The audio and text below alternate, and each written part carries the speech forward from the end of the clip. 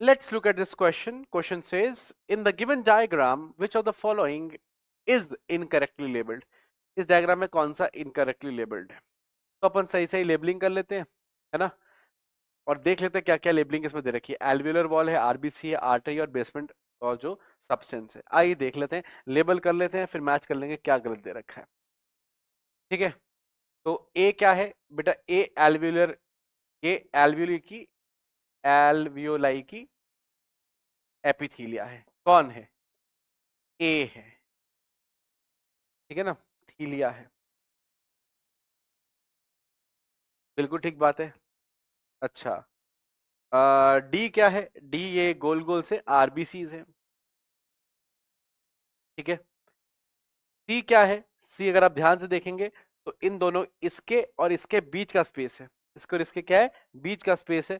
तो दो एपिथीलिया के बीच का स्पेस है, आपके कैपिलरी और एल्वियोलिक एपिथीलिया का बीच का स्पेस है।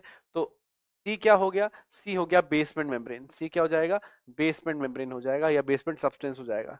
तो बेसमेंट मेम्ब्रेन हो गया कौन? सी हो गया, ठीक है। सी भी हो गया। और अच्छा, बी क्या है? बी इसने यहां लेबल किया ये चीज, ये हो गया आपका कैपिलरी का, कैपिलरी का एंडोथीलिया, कैपिलरी का एंडोथीलिया, ठीक है।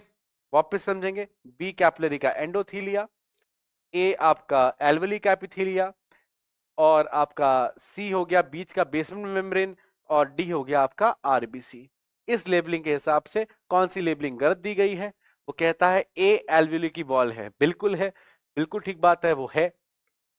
डी आरबीसी है, डी आरबीसी है, बिल्कुल है। और क्या होगा? बी आर्टरी है, ये बिल्कुल गलत हो गया। बी आर्टरी नहीं है। अब देखो, बी जो है इसने यहां पे लिखा हुआ है, ठीक है, ये कैपिलरी की बात हो रही है, ये कैपिलरी है। अब आप पूछेंगे आर्टरी क्यों नहीं है? आर्टरी इतनी बड़ी ही नहीं होती कि वो एल्वेली तक आ जाए। एल्वेली तक कौन आती है? कैपिलरी आती है, ठीक है ना। आ रही बात समझ में? ठीक। तो अच्छा, इसने बी, इसको एरो नहीं दिया, बी इसने कैसे खाली लिखा हुआ था, ठीक है। तो ये जो बी है ये कैपिलरी है, ठीक है। तो ये आर्टरी बिल्कुल नहीं होगी, आर्टरी कहीं कहीं यहां पर हो ही नहीं सकती। तो ये क्या हो गया बेटा? गलत हो गया, दिस इज रॉन्ग, ठीक है।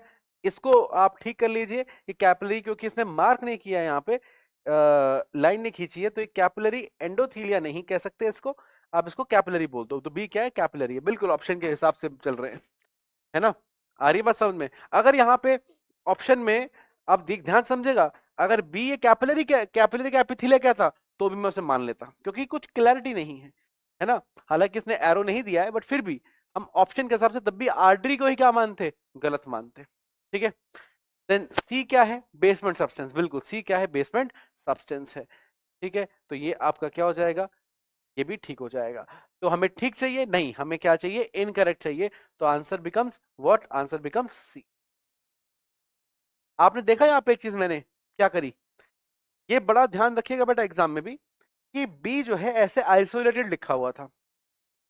तो बी यहां लिखा हुआ था, तो मैंने इसको मान लिया, जो मेरे को मोस्ट लॉजिकल, कैपिलरी का एपिथीलियम। लेकिन मैंने ये ध्यान नहीं दिया यहाँ पे कि ए की जो लाइन इसने यहाँ दे रखी है, इसको लाइन को रिप्रेजेंट कर रहा है, तो उसको बी को भी लाइन से रिप्रेजेंट करना चाहिए था। लेकिन वो प्रिंटिंग एरर भी हो सकता है। तो आई वॉज नॉट श्योर, लेकिन मुझे इतना पता था कि be something related to capillary, be something related to capillary, ठीक है। तो यहां पर ऑप्शन में कैपिलरी भी हो सकता था, कैपिलरी का एपिथेलिया भी हो सकता था, आप उसको सही मान के चलोगे। तो आपको क्वेश्चन देख के भी समझना पड़ता है। तो इस क्वेश्चन में साफ दिख रहा है कि आर्टरी क्या है? रॉन्ग है, क्योंकि आर्टरी कभी भी यहाँ पे नहीं आती, छोटी होती है, बहुत बड़ी होती है आर्टरी, और एल्वेली बहुत ही छोटा होता है, वहां पर कैपिलरीज ही आती हैं। तो क्या कॉन्सेप्ट यूज किया हमने? यहाँ एक डायग्राम यूज किया हमने, जो रेस्पिरेटरी डिफ्यूजन मेम्ब्रेन का है। तो रेस्पिरेटरी डिफ्यूजन मेम्ब्रेन आपके एनसीईआरटी में है, वहां से आप पढ़ेंगे, ये डायग्राम आपको देखेगा, आपको क्लैरिटी आ जाएगी। रेस्पिरेटरी डिफ्यूजन मेम्ब्रेन का कॉन्सेप्ट है, और आंसर आपका इसमें